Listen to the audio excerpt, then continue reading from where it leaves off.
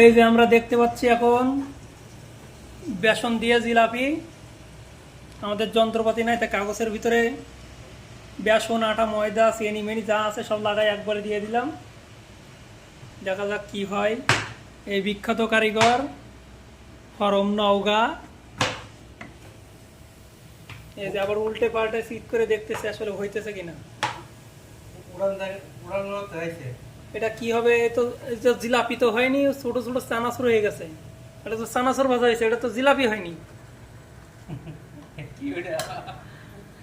এটা কি বিপদে পড়ছে, এখন আর উঠাইতে পারে না। ওদিক থেকে জিলাপি পুড়ে যাইতেছে, ছোক্কু চানাচুর পুড়ে যাইতেছে। আরো পাতলা করা লাগবে। ইস, পুড়ে গেল পুড়ে গেল।